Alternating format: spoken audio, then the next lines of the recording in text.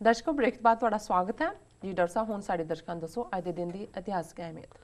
ਸਿੱਖ ਇਤਿਹਾਸ ਦੇ ਹਵਾਲੇ ਨਾਲ 1765 ਚ ਅਹਿਮਦ ਸ਼ਾਹ ਅਬਦਾਲੀ 8ਵੇਂ ਹਮਲੇ ਦੇ ਉੱਤੇ ਚੜ੍ਹਿਆ। ਲਾਹੌਰ ਉਸ ਵੇਲੇ ਭੰਗੀ ਸਰਦਾਰਾਂ ਦੇ ਕਬਜ਼ੇ 'ਚ ਸੀ। ਸਰਦਾਰ ਲਹਿਣਾ ਸਿੰਘ, ਸਰਦਾਰ ਗੁੱਜਰ ਸਿੰਘ ਤੇ ਇੱਕ ਹੋਰ ਸਿੰਘ, ਔਰ ਉਹਨਾਂ ਨੇ ਵੀ ਸਿੱਖਾਂ ਨੇ ਮਹਿਸੂਸ ਕੀਤਾ। ਓਵਰਆਲ ਕਮਾਂਡ ਜੱਸਾ ਸਿੰਘ ਆਹਲੂਵਾਲੀਆ ਦੀ ਸੀ, ਦਲ ਖਾਲਸਾ ਮੌਜੂਦ ਸੀ ਜੀ ਕਿ ਖਾਮਖਾ ਖੂਨ ਡੋਲਣ ਦਾ ਫਾਇਦਾ ਨਹੀਂ ਹੈ, ਥੋੜ੍ਹੇ ਰਿਟਰੀਟ ਕਰ ਗਏ ਵੀ ਇਹਨੂੰ ਬਾਅਦ 'ਚ ਸਬਕ ਸਿਖਾਵਾਂਗੇ। ਤੇ ਅਬਦਾਲੀ ਜਦੋਂ ਲਾਹੌਰ ਆ ਕੇ ਬੈਠਾ, ਲਾਹੌਰ ਦੇ ਜਿਹੜੇ ਉਹ ਬੜੇ ਮੋਤਬਰ ਲੋਕ ਸੀ ਉਹਨਾਂ ਨੂੰ ਪੁੱਛਿਆ ਕਿ ਜੀ ਕਿਵੇਂ। ਉਹਨਾਂ ਨੇ ਬੜੀ ਸਿਫਤ ਕੀਤੀ ਸਿੱਖਾਂ ਦੇ ਰਾਜ ਦੀ। ਉਹਨਾਂ ਨੇ ਕਿਹਾ ਜੀ ਈਦ ਦੇ ਮੌਕੇ 'ਤੇ ਉਹਨਾਂ ਨੇ ਸਾਰੇ ਕਾਜ਼ੀਆਂ ਨੂੰ, ਮੁਫਤੀਆਂ ਨੂੰ ਸੱਦ ਕੇ ਪੱਗਾਂ ਦਿੱਤੀਆਂ ਨੇ, ਤੋਹਫੇ ਦਿੱਤੇ ਨੇ।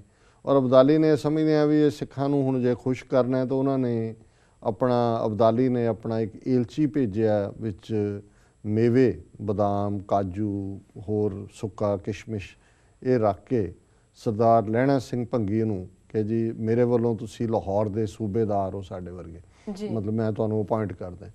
ਤੇ ਉਹਨਾਂ ਨੇ ਦੇਖਿਆ ਏਲਚੀ ਨੂੰ, ਉਹਨਾਂ ਨੇ ਉਹ ਬਦਾਮ ਵੀ ਵਾਪਸ ਕਰ ਦਿੱਤੇ ਤੇ ਨਾਲ ਥੋੜ੍ਹੇ ਜਿਹੇ ਛੋਲੇ ਭੇਜ ਦਿੱਤੇ। ਉਹਨਾਂ ਨੇ ਕਿਹਾ ਜੀ ਇਹ ਜਨਾਬ ਨੂੰ ਮੁਬਾਰਕ ਕਾਬਲੀ ਬਦਾਮ, ਅਸੀਂ ਤਾਂ ਘੋੜਿਆਂ ਦੀਆਂ ਪਿੱਠਾਂ 'ਤੇ ਰਹਿਣ ਵਾਲੇ ਤੇ ਛੋਲੇ ਖਾਣ ਵਾਲੇ ਸਿੱਖ ਹੈ ਤੇ ਤੁਹਾਡੀ ਸੂਬੇਦਾਰੀ ਵੀ ਤੁਹਾਨੂੰ ਮੁਬਾਰਕ। ਸੋ ਇਹ ਕਰੈਕਟਰ ਸੀ ਜਿਨ੍ਹਾਂ ਨੇ ਇਤਿਹਾਸ ਬਣਾਇਆ, ਇਹ ਕਰੈਕਟਰ ਸੀ। ਅੱਜ ਟੁਕੜੇ ਸੁੱਟੇ ਨੇ RSS ਨੇ, ਜਗਮੀਤ ਬਰਾੜ ਦੌੜਿਆ ਹੋਇਆ, ਕੋਈ ਹੋਰ ਦੌੜਿਆ ਹੋਇਆ, ਕੋਈ ਬਾਦਲ ਦੇ ਜਿਹੜੇ ਨੇ ਉਹ ਕੁੱਤੇ ਨੇ ਕਿ ਵੀ ਕਿੱਥੋਂ ਬੁਰਕੀ ਪੈਂਦੀ ਹੈ। ਪਰ ਇਹ ਕਰੈਕਟਰ ਸੀ ਕਿ ਵੀ ਉਹਨਾਂ ਨੇ ਪੈਰ ਦੀ ਠੋਕਰ, ਜੱਸਾ ਸਿੰਘ ਆਹਲੂਵਾਲੀਆ ਠੋਕਰ ਮਾਰਨ ਕਿ ਭੱਜ ਇੱਥੋਂ। ਜੀ 1872 ਚ ਕੂਕਿਆ ਨੇ, ਬਾਬਾ ਰਾਮ ਸਿੰਘ ਕੂਕੇ ਦੀ ਕਮਾਂਡ ਥੱਲੇ ਇਕੱਠ ਹੋਇਆ ਭੈਣੀ ਦੇ ਵਿੱਚ।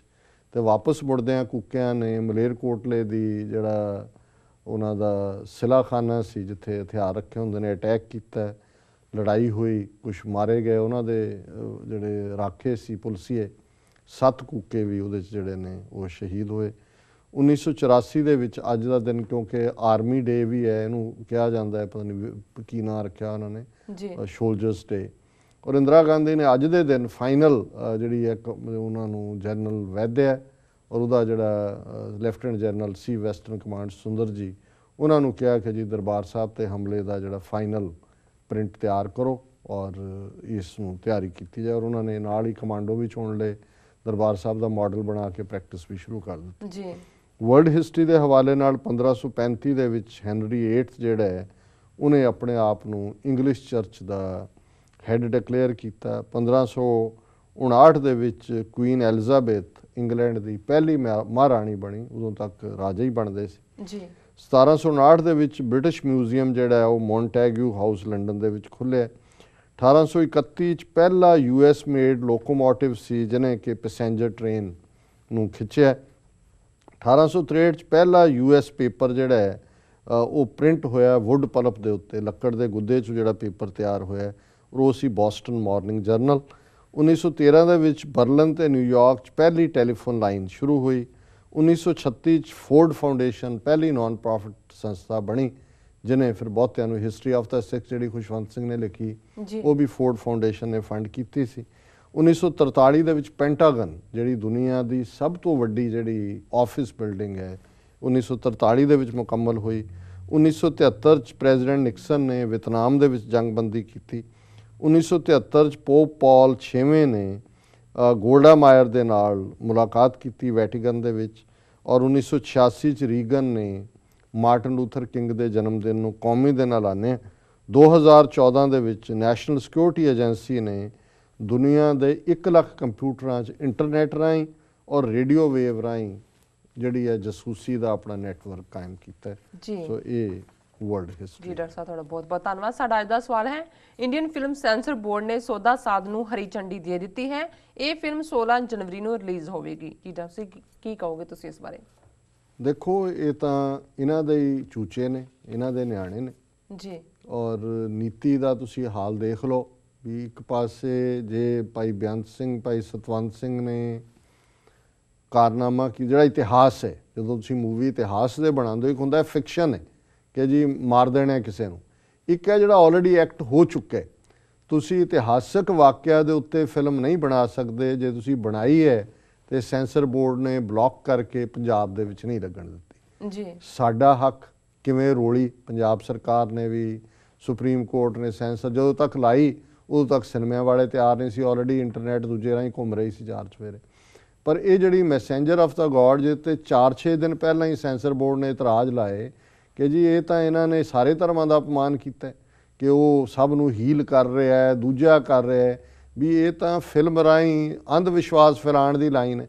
ਹੁਣ ਜਿਹੜਾ ਇਤਰਾਜ਼ 4 ਦਿਨ ਪਹਿਲਾਂ ਠੀਕ ਸੀ, ਹੁਣ ਉਹਨੂੰ ਕੀ ਹੋ ਗਿਆ ਜੀ। ਸੋ ਜ਼ਾਹਰ ਹੈ, ਔਰ ਹਰਿਆਣਾ ਸਰਕਾਰ ਨੇ ਵੀ ਇਸ ਬਾਰੇ ਪਹਿਲਾਂ ਇਹ ਆਇਆ ਜੀ ਉਹ ਸ਼ਾਇਦ ਬੈਨ ਲਾਉਣ ਬਾਰੇ ਸੋਚ ਰਹੇ ਨੇ, ਦੂਸਰਾ ਹੋ ਰਿਹਾ। ਪਰ ਗੱਲ ਇਹ ਹੈ ਵੀ ਜਿਨ੍ਹਾਂ ਨੇ ਖੜੇ ਕੀਤੇ ਹੋਏ ਨੇ ਇੰਟਰਸਟ ਤਾਂ ਉਹਨਾਂ ਦਾ ਵਾਚ ਕਰ ਰਹੇ ਨੇ, ਉਹ ਤਾਂ ਚਾਹੁੰਦੇ ਨੇ ਕੋਈ ਸੌਦਾ ਸਾਧ ਦੇ ਚੇਲੇ, ਕੋਈ ਯੂਪੀ ਬਿਹਾਰ ਦੇ ਭਈਏ ਤਾਂ ਨਹੀਂ ਹੈਗੇ, ਪੰਜਾਬ ਦੇ ਜਾਂ ਦਲਿਤ ਨੇ ਜਾਂ ਸਿੱਖ ਨੇ, ਜਿਹੜਾ ਸਿੱਖੀ ਮੰਡਲ ਚੋਂ ਹੀ ਉਹ ਖਿੱਚ ਰਿਹਾ। ਹਰਿਆਣਾ ਹੋਏ, ਰਾਜਸਥਾਨ ਹੋਏ, ਆਲਾ ਦੁਆਲਾ ਹੋਏ, ਤੁਸੀਂ ਇਹਦੇ ਚੇਲਿਆਂ ਦਾ ਜਿਹੜਾ ਇਨਸਾਨ ਆਪਣੇ ਆਪ ਨੂੰ ਕਹਿੰਦੇ ਨੇ, ਦੇਖੋ ਮਤਲਬ 90% ਹੀ ਤੁਹਾਨੂੰ ਆਪਣੇ ਨਾਮ ਮਿਲਦੇ ਨੇ ਜੀ। ਸੋ ਜਿਹੜਾ ਡੈਮੇਜ ਹੀ ਸਿੱਖੀ ਦਾ ਕਰ ਰਹੇ ਨੇ, ਉਹ ਕਹਿੰਦੇ ਜੀ ਅਸੀਂ ਤਾਂ ਇਹਨਾਂ ਨੂੰ ਖੜਾ ਹੀ ਇਸ ਲਈ ਕੀਤਾ ਕਿ ਵੀ ਇਹ ਜਿਹੜਾ ਤੁਹਾਡਾ ਨੁਕਸਾਨ ਕਰ। ਸੋ ਇਹ ਤੇ ਉਹ ਪੰਜਾਬੀ ਦਾ ਅਖਾਣ ਹੈ ਕਿ ਵੀ ਉਹ ਕਹੇ ਨੱਥ ਕਢਾਉਣ ਨੂੰ, ਉਹ ਫਿਰੇ ਨੱਕ ਵਢਾਉਣ ਨੂੰ। ਉਹ ਕਹੇ ਜੀ ਮੈਨੂੰ ਨੱਥ ਤੂੰ ਕਢਾ ਕੇ ਦੇਗਾ, ਮੈਂ ਜ਼ਰਾ ਨੱਕ ਵੱਢਣ ਨੂੰ ਫਿਰਦਾ ਜੀ। ਹੁਣ ਜਦੋਂ ਐਟੀਚਿਊਡ ਇਹ ਹੈ, ਅਸੀਂ ਕਿਉਂ ਨਹੀਂ ਸਿੱਖਾਂ ਨੂੰ ਜਾਂ ਸਾਡੀ ਇੱਕ ਵੱਡੀ ਗਿਣਤੀ ਨੂੰ ਸਮਝ ਆਉਂਦੀ ਕਿ ਇਹ ਪ੍ਰੋਕਸੀ ਵਾਰ ਦੇ ਲਈ ਖੜੇ ਕੀਤੇ ਹੋਏ ਨੇ। ਇਹ ਰਾਧਾ ਸੁਆਮੀ ਹੋਣ, ਰੰਕਾਰੀ ਹੋਣ, ਸੌਦਾ ਸਾਧ ਹੋਏ, ਭਨਿਆਰਾ ਹੋਏ, ਕੱਲ ਨੂੰ ਕੋਈ ਹੋਰ ਆ ਜਾਏ, ਇਹ ਸਾਰੀ ਉਹ ਕਲਾਸ ਹੈ ਜਿਨ੍ਹਾਂ ਦੇ ਫੰਕਸ਼ਨਸ ਇਹ ਆਰਗੇਨਾਈਜ਼ ਕਰਦੇ ਨੇ ਆ ਕੇ। ਉਹ ਜਿਹੜੇ ਉੱਥੇ ਬੈਠੇ ਹੋਏ ਨੇ, ਜਿਹੜੇ ਪ੍ਰੈਸ ਬਰੀਫਿੰਗਸ ਕਰਦੇ ਨੇ, ਇਹ ਤਾਂ ਅਨਪੜ੍ਹ ਖਤੂਤ ਗਧਾ ਜਿਹੜਾ ਹੈ ਉਹ ਰਾਜਸਥਾਨ ਚੋਂ ਲੱਭ ਕੇ ਇਹਨਾਂ ਨੇ ਲਿਆਂਦਾ ਕਿ ਭਾਈ ਇਹਦੇ ਨਾਂ ਨਾਲ ਸਿੱਖ ਨਾਂ ਲੱਗਾ ਹੋਇਆ ਹੈ, ਪੇਂਡੂ ਬੈਕਗਰਾਊਂਡ ਹੈ, ਇਹ ਫਿੱਟ ਹੁੰਦਾ ਹੈ। ਇਹਨੂੰ ਤਾਂ ਪਤਾ ਵੀ ਨਹੀਂ ਹੁੰਦਾ ਵੀ ਇਹਨਾਂ ਦੇ ਥੱਲੇ ਕੀ ਹੋ ਰਿਹਾ, ਕਿਉਂਕਿ ਇਹ ਤਾਂ ਬਿਲਕੁਲ ਘਟੀਆ ਕਿਸਮ ਦਾ ਜਿਹੜੇ ਨੇ। ਇਹੀ ਹਾਲ ਉਹਦਾ ਆਸ਼ੂਤੋਸ਼ ਦਾ ਸੀ, ਉਹ ਵੀ ਉਸ ਕਿਸਮ ਦਾ ਭਗੌੜਾ ਭਈਆ ਲਿਆ ਕੇ ਬਿਠਾ ਕੇ ਹੁਣ ਉਹਦੀ ਡੈੱਡ ਬਾਡੀ ਫਰੀਜ਼ਰ ਚਲਾਈ ਹੋਈ ਹੈ। ਅਦਾਲਤਾਂ ਜਿਹਦਾ ਮੁੰਡੇ ਨੇ ਚੀਕਾਂ ਮਾਰ ਲਈਆਂ, ਉਹਦੇ ਡਰਾਈਵਰ ਨੇ ਕਰ ਲਿਆ, ਕੀ ਹੋਇਆ ਉੱਥੇ ਜਿਹੜਾ ਉਹ ਗੱਲ ਫਰੀਜ਼ ਕੀਤੀ ਹੋਈ ਹੈ, ਬਾਡੀ ਵੀ ਫਰੀਜ਼, ਗੱਲ ਵੀ ਫਰੀਜ਼। ਸੋ ਅਸੀਂ ਸਮਝਦੇ ਹਾਂ ਵੀ ਇਹ ਚਾਹੁੰਦੇ ਨੇ ਵੀ ਇਸ ਮੁੱਦੇ ਦੇ ਉੱਤੇ ਅੱਗੋਂ ਫਸਾਦ ਹੋਣ, ਜਿਹੜੇ ਸਿੱਖਾਂ 'ਚ ਮਾੜੀ ਮੋਟੀ ਭਾਵਕ ਏਕਤਾ ਬਣਦੀ ਹੈ ਆਪਣੇ ਕੌਮੀ ਕੌਜ਼ ਦੇ ਲਈ, ਉਹ ਫਿਰ ਇੱਦਾਂ ਦੇ ਮੁੱਦਿਆਂ ਦੇ ਉੱਤੇ ਫਰਦਰ ਐਨਰਜੀ ਜਿਹੜੀ ਹੈ ਡਾਈਵਰਟ ਹੁੰਦੀ ਹੈ। ਹੋਰ ਤਾਂ ਔਰ ਇਹ ਇੱਕ ਦਾ ਹੋਰ ਸਬੂਤ ਹੈ, ਇਹਨੂੰ ਕਹਿੰਦੇ ਨੇ ਟੂ ਰਬ ਦਾ ਸਾਲਟ ਇਨ ਦਾ ਵੂੰਡਸ। ਜੀ ਜੀ। ਇੱਕ ਤਾਂ ਜ਼ਖਮ ਦਿੱਤੇ ਨੇ ਦੁਸ਼ਮਣ ਨੇ, ਫਿਰ ਜ਼ਖਮ ਦੇ ਕੇ ਉਹਨਾਂ ਦੀ ਤਸੱਲੀ ਨਹੀਂ ਹੈ, ਉਹ ਜ਼ਖਮਾਂ ਦੇ ਵਿੱਚ ਲੂਣ ਪਾ ਰਹੇ ਨੇ ਤਾਂ ਕਿ ਅਸੀਂ ਹਰ ਪਲ ਗੁਲਾਮੀ ਦੀ ਉਸ ਟੀਸ ਨੂੰ ਮਹਿਸੂਸ ਕਰੀਏ। ਤੇ ਜੇ ਫਿਰ ਵੀ ਸਾਡਾ ਵੱਡਾ ਹਿੱਸਾ ਇੱਕ ਮਹਿਸੂਸ ਨਹੀਂ ਕਰਦਾ ਤੇ ਫਿਰ ਰੱਬ ਹੀ ਰੱਖੇ। ਜੀ ਡਾਕਟਰ ਸਾਹਿਬ, ਹੁਣ ਸਾਡੇ ਦਰਸ਼ਕਾਂ ਦੱਸੋ ਅੱਜ ਦਾ ਵਿਚਾਰ। ਅੱਜ ਦੇ ਵਿਚਾਰ ਲਈ ਅਸੀਂ ਭਗਤ ਕਬੀਰ ਜੀ ਦਾ ਪ੍ਰਭਾਤੀ ਰਾਗ ਦੇ ਵਿੱਚ ਜਿਹੜਾ ਸ਼ਬਦ ਹੈ ਉਹ ਚੁਣਿਆ, ਔਰ ਇਹ ਬੜਾ ਖੂਬਸੂਰਤ ਸ਼ਬਦ ਹੈ ਜਿਹਦੇ 'ਚ ਦੋਨੋਂ ਹੀ ਧਰਮ, ਹਿੰਦੂ ਔਰ ਇਸਲਾਮ, ਉਹਨਾਂ ਦੇ ਵਿਚਲਾ ਜਿਹੜਾ ਤੱਤ ਹੈ ਉਸ ਨੂੰ ਉਹਨਾਂ ਦੇ ਫੋਲੋਅਰ ਭੁੱਲੇ ਨੇ ਔਰ ਹੋਰਨਾਂ ਚੀਜ਼ਾਂ 'ਚ ਸਿੰਬੋਲਿਕ ਧਰਮ ਨੂੰ ਬਣਾ ਦਿੱਤਾ ਹੈ। ਤੇ ਜਿਹੜਾ ਰੱਬ ਦਿਲਾਂ 'ਚ ਵਸਦਾ ਹੈ, ਘੱਟ ਘੱਟ 'ਚ ਵਸਦਾ ਹੈ, ਹਰ ਇੱਕ ਦੇ ਅੰਦਰ ਰੱਬ ਬੈਠਾ ਹੈ, ਉੱਥੇ ਅਸੀਂ ਨਾ ਲੱਭਣ ਦੀ ਥਾਂ ਫਜ਼ੂਲ ਗੱਲਾਂ ਦੇ ਉੱਤੇ ਝਗੜੇ ਕਰਦੇ ਹਾਂ ਔਰ ਫਜ਼ੂਲ ਥਾਵਾਂ ਦੇ ਉੱਤੇ ਜਿਹੜਾ ਉਸ ਰੱਬ ਦੇ ਨਾਂ ਦੇ ਉੱਤੇ ਡਿਬੇਟਸ ਕਰਕੇ, ਬਹਿਸ ਮੁਬੈਸੇ ਕਰਕੇ ਆਪਣੀ એનર્ਜੀ ਵੇਸਟ ਕਰਦੇ। ਸੋ ਕਬੀਰ ਸਾਹਿਬ ਫਰਮਾਉਂਦੇ ਨੇ, ਅੱਲਾਹ ਏਕ ਮਸੀਤ ਬਸਤ ਹੈ, ਅਵਰ ਮੁਲਕ ਕਿਸ ਕੇਰਾ, ਹਿੰਦੂ ਮੂਰਤ ਨਾਮ ਨਿਵਾਸੀ, ਦੋਹ ਮੈਂ ਤਤ ਨਾ ਹੇਰਾ। ਕਿ ਵੀ ਜਿਹੜੇ ਇਹ ਵਿਸ਼ਵਾਸ ਕਰਦੇ ਨੇ ਕਿ ਵੀ ਅੱਲਾ ਜਿਹੜਾ ਉਹ ਸਿਰਫ ਮਸੀਤ 'ਚ ਹੈ ਤੇ ਅਵਰ ਮੁਲਕ ਕਿਸ ਕੇਰਾ, ਤੇ ਫਿਰ ਜਿਹੜੀ ਬਾਕੀ ਸਾਰੀ ਦੁਨੀਆ ਉਹ ਕਿਹਦੀ ਹੋਈ, ਉਹ ਰੱਬ ਦੀ ਨਾ ਹੋਈ। ਜੇ ਰੱਬ ਸਿਰਫ ਮਸੀਤ ਦੇ ਵਿੱਚ ਹੈ, ਫਿਰ ਉਹ ਕਹਿੰਦੇ ਨੇ ਹਿੰਦੂ ਮੂਰਤ ਨਾਮ ਨਿਵਾਸੀ। ਹਿੰਦੂ ਸਮਝਦੇ ਨੇ ਕਿ ਜਿਹੜਾ ਬੁੱਤ ਉਹਨੇ ਬਣਾਇਆ ਹੈ, ਰੱਬ ਦਾ ਨਾਂ ਉਹਦੇ 'ਚ ਵਸਦਾ ਹੈ। ਦੋਹ ਮੈਂ ਤਤ ਨਾ ਹੇਰਾ, ਵੀ ਇਹ ਦੋਨੋਂ ਹੀ ਜਿਹੜੇ ਇਸ ਕਿਸਮ ਦੇ ਵਿਸ਼ਵਾਸਾਂ ਵਾਲੇ ਨੇ ਉਹ ਧਰਮ ਦੇ ਸੱਚਾਈ ਦੇ ਤੱਤ ਤੋਂ ਕੋਹਾਂ ਦੂਰ ਨੇ, ਉਸ ਤੱਤ ਨੂੰ ਸਮਝਦੇ ਨਹੀਂ ਨੇ, ਉਹਨਾਂ ਨੂੰ ਟਰੂਥ ਦੀ ਸਮਝ ਨਹੀਂ ਹੈ। ਅੱਲਾਹ ਰਾਮ ਜੀਵੋ ਤੇਰੇ ਨਾਈ, ਤੂੰ ਕਰ ਮਿਹਰਾਮਤ ਸਾਈ। ਹੁਣ ਉਹਨਾਂ ਨੇ ਆਪਣਾ ਬਿਲੀਫ ਦਿੱਤਾ ਹੈ, ਰਹਾਉ ਦੀ ਤੁਕ ਵੀ ਹੈ ਜੀ ਕਿ ਹੇ ਮੇਰੇ ਸਾਈਂ, ਹੇ ਮੇਰੇ ਪਿਆਰੇ, ਤੇਰਾ ਨਾਂ ਅੱਲਾ ਵੀ ਹੈ ਤੇ ਤੇਰਾ ਨਾਂ ਰਾਮ ਵੀ ਹੈ।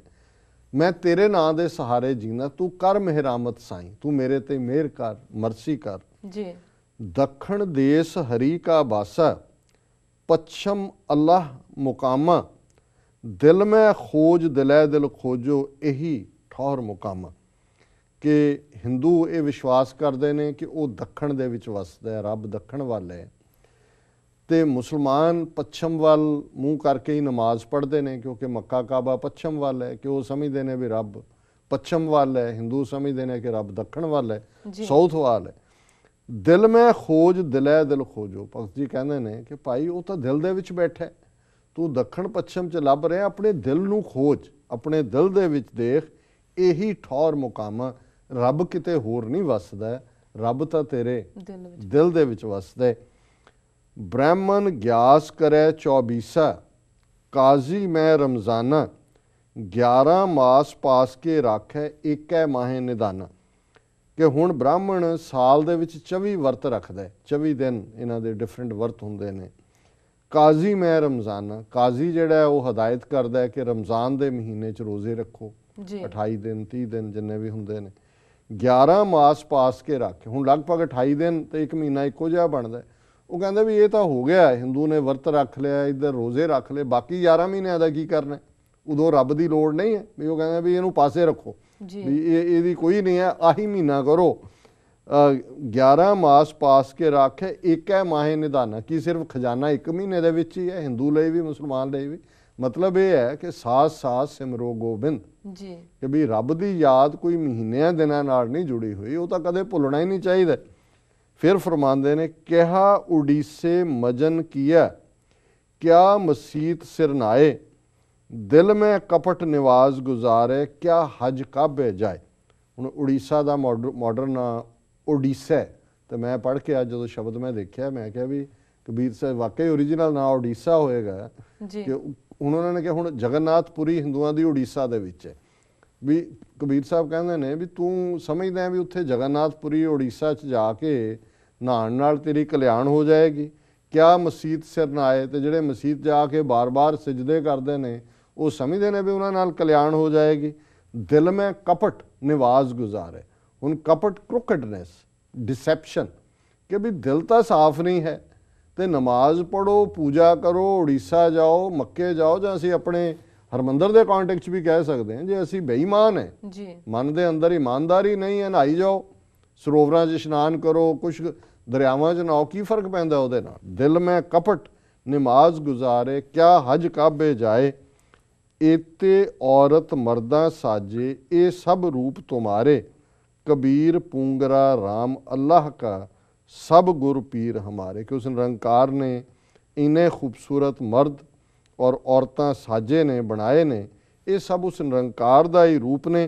ते कबीर उससे ही राम अल्लाह का बच्चा है, पूंगरा चंगा शब्द है बच्चे लिए। कबीर पूंगरा राम अल्लाह का, सब गुर पीर हमारे, सारे ही साढ़े लिए सत्कारयोग ने। ते अखीर च कबीर साहब ने फरमाया, कहत कबीर सुनो नर नरवै, नर मैन नरवै विमन, कि सब मर्द औरतां सुनो, परो एक की सरना, कि एक निरंकार दी शरण च आ जाओ, केवल नाम जपो रे प्राणी, तब ही निश्चय तरना। कि जे इस भवसागर तो पार उतरने तो सिर्फ उस रब का नाम जपो, यही इक्को एक रस्ता है। सो ये अज का विचार। जी डॉक्टर साहब, थोड़ा बहुत बहुत धन्यवाद, तुसीं अज का विचार सारे दर्शकों नाल साझा किया। इस नाल अपने व्यूअर्स को लेने इजाजत। व्यूअर्स, साडे प्रोग्राम का समा इत्थे समाप्त होंदा। तुसीं अपनी राय ते सुझाव सानूं भेजना ना भुलना। साडे इस पते ते sos@tv84.tv ते असीं अपना प्रोग्राम लैके फिर दोबारा तुहाडे सामूख होवांगे। तब तक लई मैनूं ते अपने डॉक्टर साहब नूं आग्या दिओ ते बुला दिओ फतेह। वाहिगुरू जी का खालसा, वाहिगुरू जी की फतेह।